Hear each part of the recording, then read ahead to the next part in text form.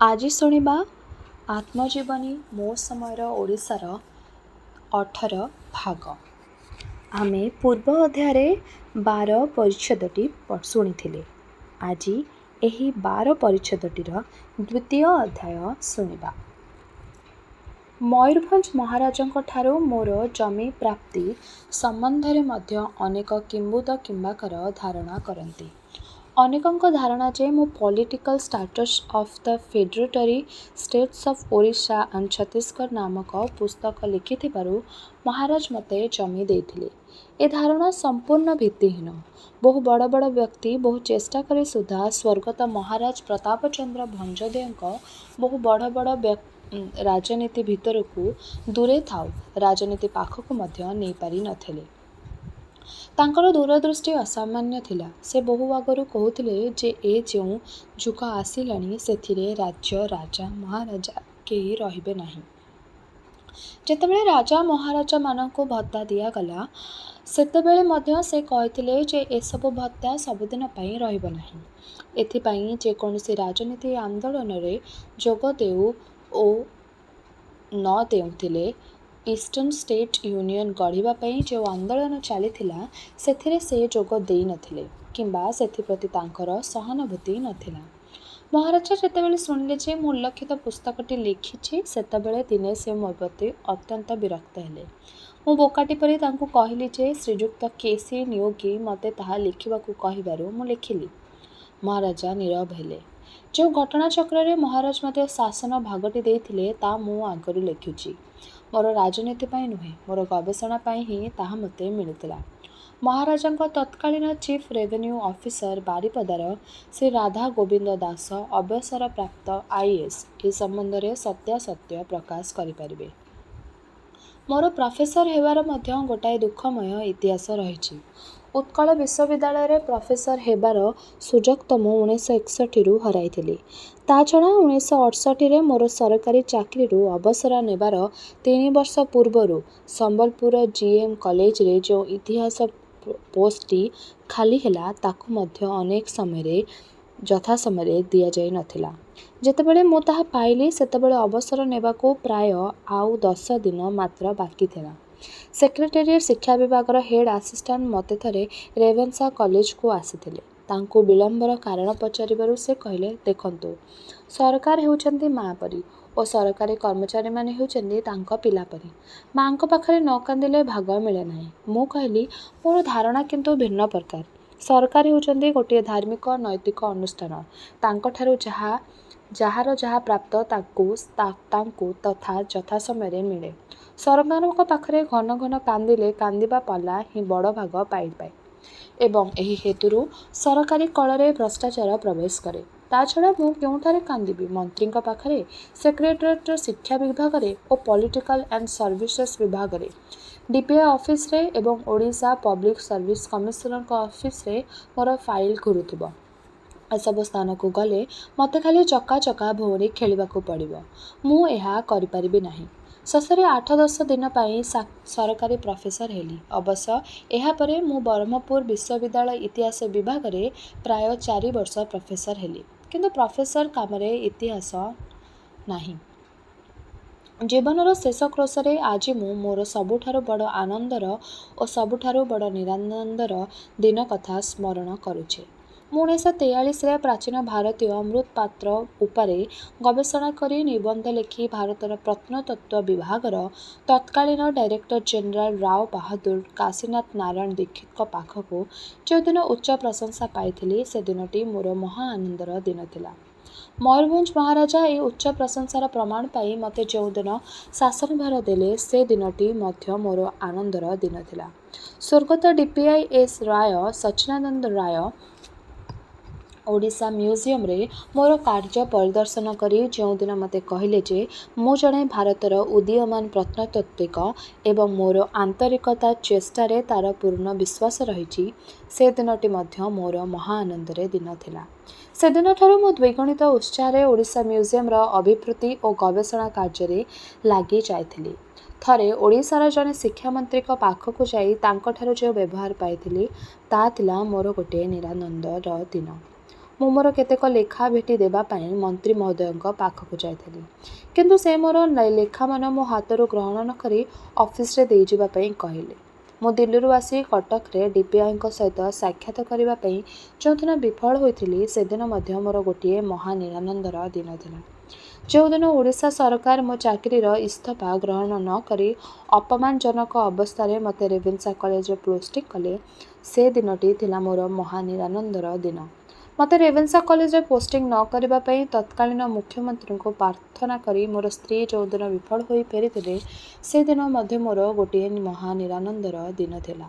ମୋର ସ୍ତ୍ରୀ ବିକ୍ରମରେ ମୋତେ ଭୋପାଳରୁ ଆଣି ଓଡ଼ିଶାରେ ପହଞ୍ଚାଇଥିଲେ ଏବଂ ବାଟଯାକ କହି ହେଉଥିଲେ ଯେ ଓଡ଼ିଶା ପହଞ୍ଚିଲେ ଆମର ସମସ୍ତ ଦୁଃଖ ଚାଲିଯିବ। ସେଦିନ ତାଙ୍କର ଓଡ଼ିଆଣୀ ଗର୍ବ ଭାଙ୍ଗିଯିବାରୁ ମୋର ଦୁଃଖ ଦିନରେ ସୁଦ୍ଧା ତାଙ୍କ ପ୍ରତି ଗୋଟାଏ ତାତ୍ସଲ୍ୟକର ହସ ବାହାରି ପଡ଼ିଥିଲା। ପରେ ମୋତେ ମ୍ୟୁଜିୟମ୍ ସ୍ଥାନ ଦେବା ପାଇଁ ଶିକ୍ଷାମନ୍ତ୍ରୀଙ୍କ ପାଖକୁ ମୁଁ ଯେଉଁ ଦରଖାସ୍ତ କଲି, ତାହାର ଉତ୍ତର ଆସିଲା ରିଜେକ୍ଟେଡ୍। ସେହି ଦିନଟି ମଧ୍ୟ ମୋର ଗୋଟିଏ ମହାଦୁଃଖର ଦିନ। 1975 ଓଡ଼ିଶା ସାହିତ୍ୟ ଏକାଡେମୀରୁ ମାନପତ୍ର ପାଇଲି ଏବଂ 1976ରେ ରାଷ୍ଟ୍ରପତିଙ୍କ ଠାରୁ ପଦ୍ମଶ୍ରୀ ପାଇଲି।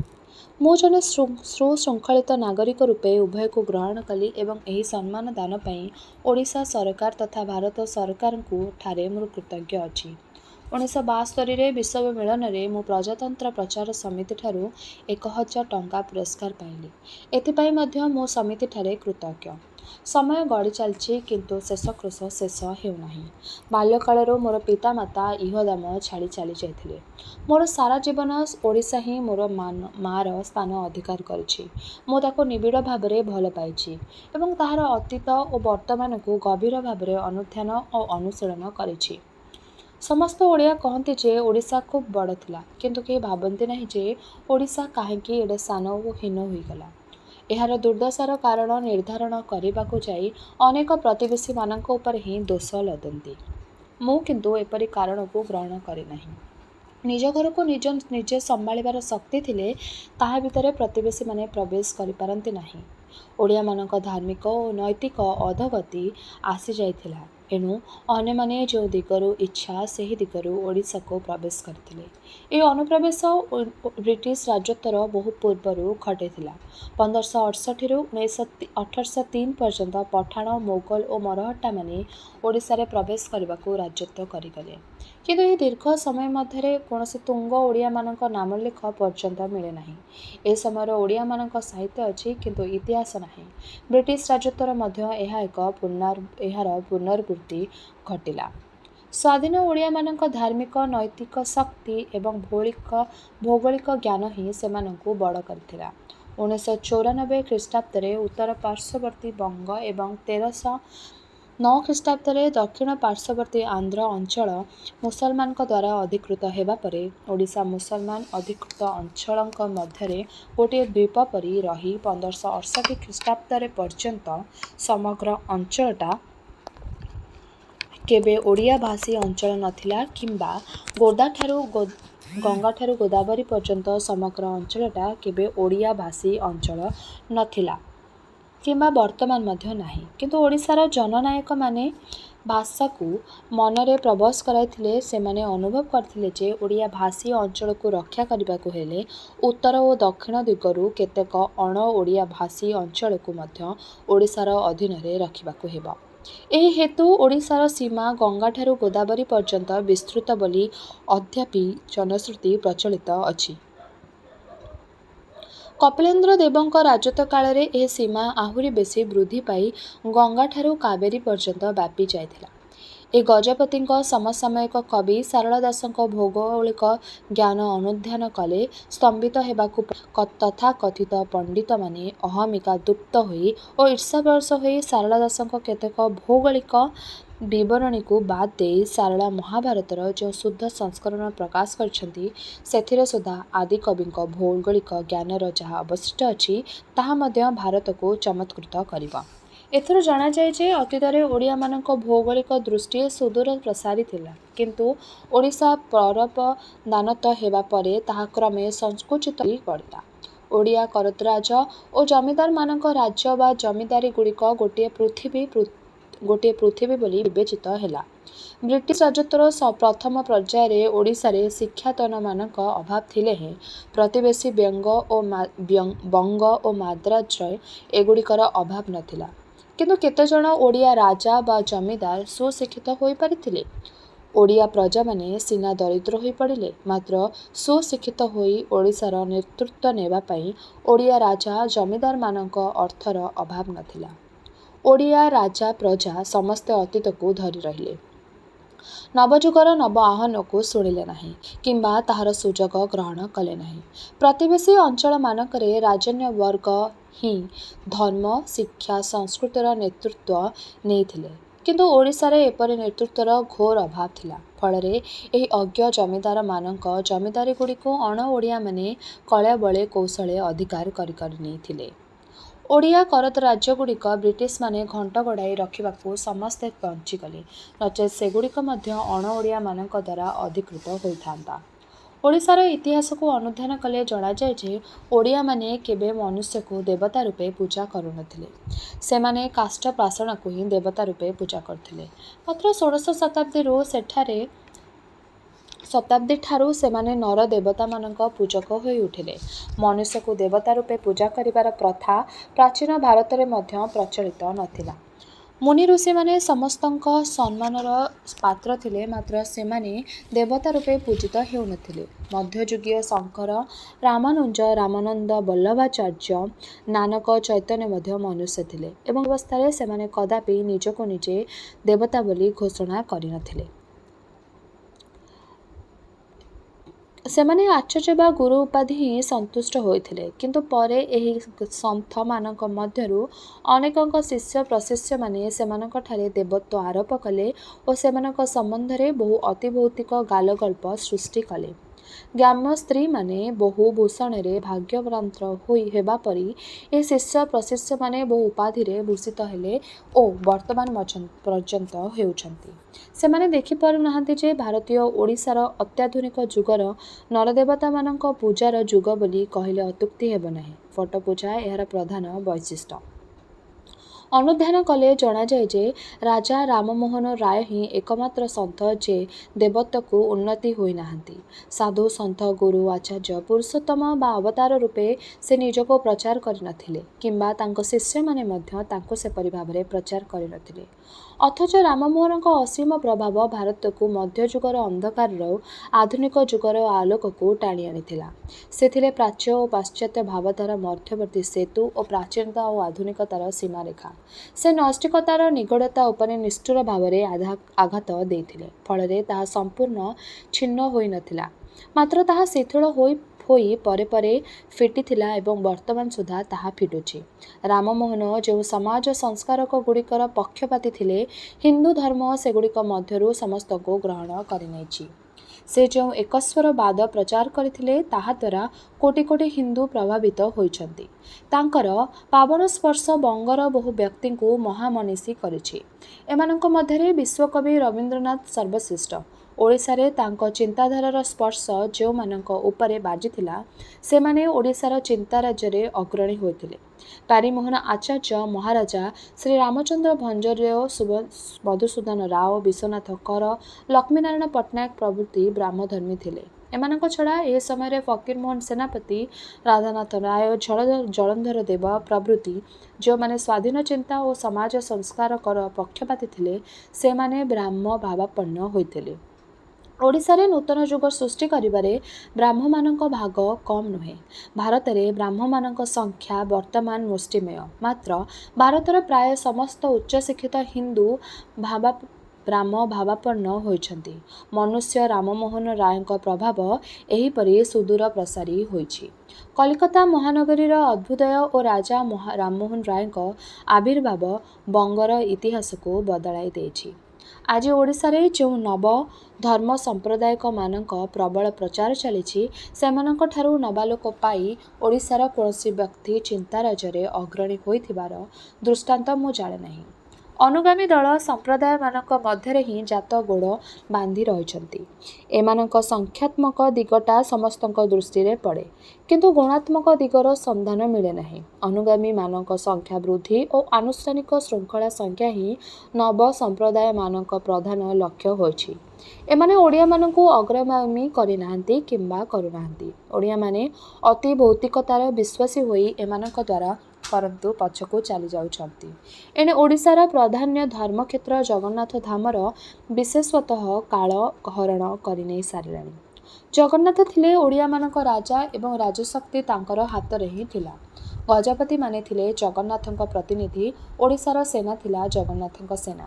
ଜଗନ୍ନାଥଙ୍କ ଜୟ ନ କରି ହିଁ ଓଡ଼ିଶାର ସେନା ଦୁର୍ଜୟ ହୋଇଥିଲା ଏବଂ ପ୍ରତିବେଶୀ ବଙ୍ଗ 1194 ଖ୍ରୀଷ୍ଟାବ୍ଦରେ ମୁସଲମାନମାନଙ୍କ ଦ୍ୱାରା ଅଧିକୃତ ହେବା ପରେ 374 ବର୍ଷ ପର୍ଯ୍ୟନ୍ତ ଓଡ଼ିଶାର ସ୍ୱାଧୀନତା ରକ୍ଷା କରିଥିଲା। ଆଜି ଜଗନ୍ନାଥ ଓଡ଼ିଶାର ରାଜା ନୁହନ୍ତି କିମ୍ବା ତାଙ୍କର ସେନା ନାହିଁ। ଏଣୁ ତାଙ୍କର ପ୍ରଧାନ କାମର ପରିସମାପ୍ତି ଘଟିଛି। ଜଗନ୍ନାଥ ଧାମର ଯେଉଁ ଉଦାରତା ଥିଲା ତାହା ମଧ୍ୟ କାଳହରଣ କରି ନେଇ ସାରିଲାଣି। ଶ୍ରୀମନ୍ଦିର ବେଢ଼ାରେ ସମସ୍ତ ଜାତି ଏକ ସଙ୍ଗରେ ବସି ଅନ୍ନପ୍ରସାଦ ଭୋଜନ କରନ୍ତି। ଯେତେବେଳେ ଜାତିଭେଦ ଅତି ଉତ୍କଟ ଥିଲା ସେତେବେଳେ ଏହା ଉଦାରତା ବୋଲି କେହି ବିବେଚିତ ହେଉଥିଲେ ହେଁ ବର୍ତ୍ତମାନର ପରିପ୍ରେକ୍ଷୀରେ ଏହା ଉଦାରତା ହୋଇ ରହିନାହିଁ। ଆଜି ଟ୍ରେନ୍, ବସ୍, ଏରୋପ୍ଲେନ୍, ହୋଟେଲ ଏପରିକି ସହର ଗ୍ରାମମାନଙ୍କରେ ବିବାହାଦି ଉତ୍ସବରେ ସୁଦ୍ଧା ସମସ୍ତ ଜାତି ଏକ ସାଙ୍ଗରେ ଭୋଜନ କରୁଛନ୍ତି। ଏଣୁ ଜଗନ୍ନାଥ ମନ୍ଦିରରେ ସର୍ବଜାତିର ଏକତ୍ର ଭୋଜନରେ ଆଜି କୌଣସି ଅଭିନବତ୍ୱ ବା ବିଶେଷତ୍ୱ ନାହିଁ। ଜଗନ୍ନାଥ ଧାମର ଅଭିନବତ୍ୱ ବା ବିଶେଷତ୍ୱ ସୃଷ୍ଟ କରିବାର ସୁଯୋଗ ଏ ଧର୍ମକ୍ଷେତ୍ରରେ ସଂରକ୍ଷକମାନେ ଛାଡ଼ିଛନ୍ତି ଓ ବର୍ତ୍ତମାନ ସୁଦ୍ଧା ଛାଡ଼ୁଛନ୍ତି। ଜଗନ୍ନାଥଙ୍କୁ ପତିତ ପାବନ ବୋଲି କୁହାଯାଏ, କିନ୍ତୁ ତାଙ୍କ ମନ୍ଦିରରେ ଆଦିବାସୀ ଓ ହରିଜନମାନଙ୍କର ପ୍ରବେଶର ଅଧିକାର ନାହିଁ। ସେମାନଙ୍କୁ ଜଗନ୍ନାଥ ଧର୍ମର ପରିଧିକୁ ଟାଣି ଆଣିଥିଲେ ଜଗନ୍ନାଥ ଧାମର ପ୍ରକୃତ ଉଦାରତା ଜଣାଯାଇଥାନ୍ତା ଏବଂ ଶ୍ରୀଜଗନ୍ନାଥ ପ୍ରକୃତ ପତିତ ପାବନ ହୋଇଥାନ୍ତେ, କିନ୍ତୁ ରକ୍ଷଣଶୀଳମାନେ ତାହା କରିବାକୁ ଦେଉନାହାନ୍ତି। ଭାରତର ଅନ୍ୟ ମନ୍ଦିରମାନଙ୍କରେ ଯାହା ନଥିଲା ଜଗନ୍ନାଥ ମନ୍ଦିରରେ ତାହା ଥିଲା। ଏହି ହେତୁ ହିଁ ତାହା ଭାରତର ପ୍ରଧାନ ଧର୍ମକ୍ଷେତ୍ର ହୋଇଥିଲା। ବର୍ତ୍ତମାନ ଭାରତର ଅନ୍ୟ ମନ୍ଦିରମାନଙ୍କରେ ଯାହା ନାହିଁ ତାହା ଜଗନ୍ନାଥ ମନ୍ଦିରରେ ପ୍ରଚଳନ କଲେ ହିଁ ଏ ଧାମର ମହାତ୍ମ୍ୟ ବଢ଼ିବ। ଶ୍ରୀମନ୍ଦିରକୁ କାଳୋଚିତ କରିବା ପାଇଁ ସମୟ ଓ ସୁଯୋଗ ଆସିଛି ଓ ଆସୁଛି। ଏମାନଙ୍କୁ ଗ୍ରହଣ ନ କଲେ ଶ୍ରୀମନ୍ଦିର ବିଶେଷତ୍ୱ ହରାଇ ବସିବ। ସବୁ ଯାଇ ସୁଦ୍ଧା ଓଡ଼ିଶାର ଧର୍ମଧାରଣାର ଯେଉଁ ବିଶେଷତ୍ୱ ଅଛି ତାକୁ ବଜାୟ ରଖିବାର ସମୟ ଆସିଛି। ଓଡ଼ିଶାରେ ଜାତିଭେଦ ଥିଲା କିନ୍ତୁ ଜାତି ବିବାଦ ନଥିଲା। ଏ ରାଜ୍ୟର ବ୍ରାହ୍ମଣ ଠାକୁର ବା ଦେବତା ନୁହନ୍ତି, ସେ ହେଉଛନ୍ତି ନନା ବା ଗୋସାଇଁ। ଉଭୟ ଶବ୍ଦ ସମ୍ମାନସୂଚକ ସମ୍ବୋଧନ, କିନ୍ତୁ ଦେବତ୍ୱର ପରିଚାରକ ନୁହନ୍ତି। ଓଡ଼ିଆ ବ୍ରାହ୍ମଣ କେବେ ନିଜକୁ ଦେବତା ବୋଲି ମନେ କରୁନଥିଲେ କିମ୍ବା ଅନ୍ୟ ଜାତିମାନଙ୍କ ପ୍ରଭୁ ନଥିଲେ, ସେ ଥିଲେ ସର୍ବଜାତିର ଶୁଭେଚ୍ଛୁ। ଜାତି ଜାତି ମଧ୍ୟରେ ଥିବା ସୌହାର୍ଦ୍ଦ୍ୟ ହେତୁ ଓ ଜଗନ୍ନାଥ ଧର୍ମର ଉଦାର ପ୍ରଭାବ ହେତୁ ହିଁ ଏ ରାଜ୍ୟରେ ମୁସଲମାନ ସଂଖ୍ୟା ବୃଦ୍ଧି ପାଇ ନଥିଲା। ଅନ୍ୟ ରାଜ୍ୟମାନଙ୍କ ତୁଳନାରେ ଏ ରାଜ୍ୟର ମୁସଲମାନ ସଂଖ୍ୟା ସର୍ବନିମ୍ନ ହୋଇ ରହିଛି। ଏ ରାଜ୍ୟରେ ଅନ୍ୟ ଧର୍ମୀମାନଙ୍କୁ ଘୃଣା କରାଯାଉନଥିଲା।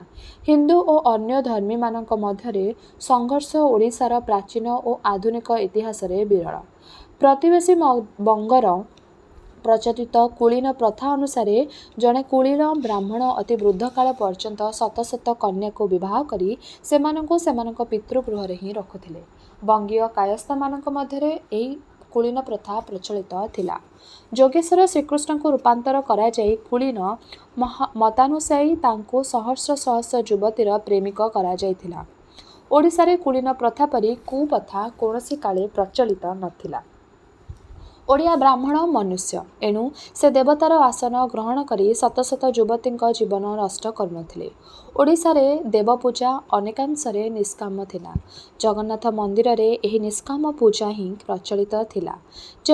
ସେବକମାନଙ୍କୁ ଧରି ଜଗନ୍ନାଥଙ୍କୁ କେହି କିଛି ମାଗିବା ବା ମାନସିକ କରିବାର ପ୍ରଥା ଏ ମନ୍ଦିରରେ ପୂର୍ବେ ନଥିଲା କିମ୍ବା ବର୍ତ୍ତମାନ ମଧ୍ୟ ନାହିଁ। ସେ ହେଉଛନ୍ତି ଜଗତର ନାଥ, ତାଙ୍କ ଲୋମକୂପରେ ମାଳ ମାଳ ହୋଇ ବ୍ରହ୍ମାଣ୍ଡମାନ ରହିଛି। ତାଙ୍କୁ ମନୁଷ୍ୟର ପୂଜା କରିବାର କଥା, ଏଣୁ ତାଙ୍କୁ ପୂଜା କରାଯାଏ। ଭକ୍ତ ତାଙ୍କୁ କିଛି ମାଗେ ନାହିଁ ଏବଂ ସେଥିପାଇଁ ଗାଏ, ଜଗନ୍ନାଥ ହୋ କିଛି ମାଗୁନାହିଁ ତତେ, ଧନ ମାଗୁନାହିଁ ଜନ ମାଗୁନାହିଁ, ମାଗୁଛି ଶରଧା ବାଲିରୁ ମୁଠେ। ଓଡ଼ିଶାର ଏହି ଉଚ୍ଚ ଧର୍ମଧାରଣା ବଦଳି ଯାଉଛି। ଉଚ୍ଚ ଶିକ୍ଷିତ ଓଡ଼ିଆମାନେ ସୁଦ୍ଧା ଧନଂ ଦେହିଁ ଯଶୋଂ ଦେହି ପୁତ୍ରଂ ଦେହି କହି ମାନବ ଦେବତାମାନଙ୍କ ଶରଣାପନ୍ନ ହେଉଛନ୍ତି।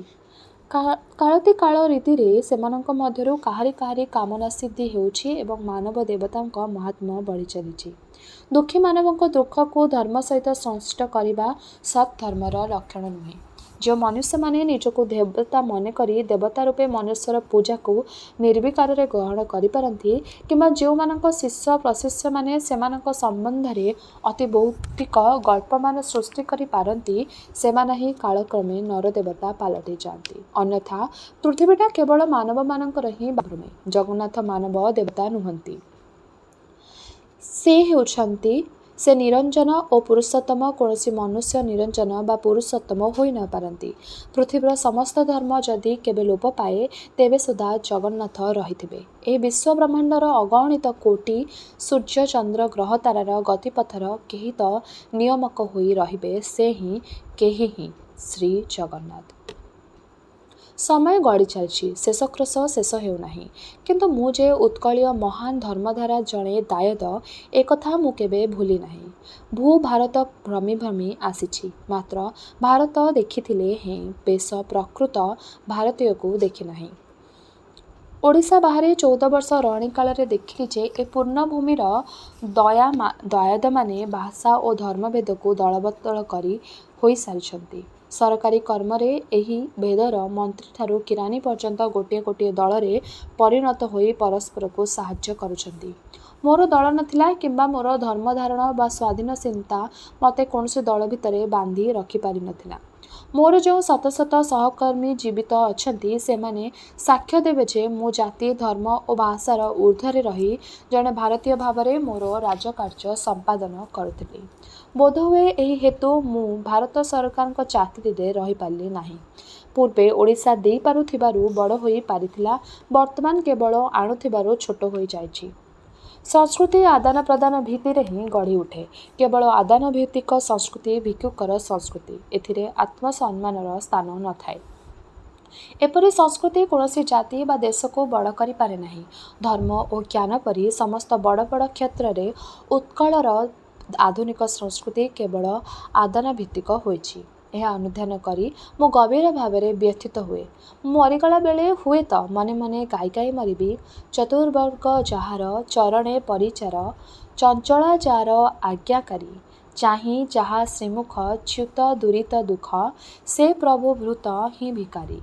ହେ ମହାପ୍ରଭୁ, ଚତୁର୍ଦ୍ଦଶ ଭୁବନ ପ୍ରାଣୀ ଚକିତ ହେବେ ଏହା ଶୁଣି, ଚିତ୍ର ନୁହେଁ କି ଏହୁ କଥା ହେ ମହାବାହୋ, ନୀଳ ଶୈଳେ ଚୂଡ଼ାମଣି। ତେବେ ଏହିଠାରେ ଶେଷ ହେଲା କୃଷ୍ଣଚନ୍ଦ୍ର ପାଣିଗ୍ରାହୀଙ୍କର ଆତ୍ମଜୀବନୀର 12 ପରିଚ୍ଛେଦ। ଏହା ସହିତ ଏହି ଆତ୍ମଜୀବନୀଟିର ସମସ୍ତ ଅଧ୍ୟାୟ ମଧ୍ୟ ଶେଷ ହେଲା। ରହିଲି, ନମସ୍କାର।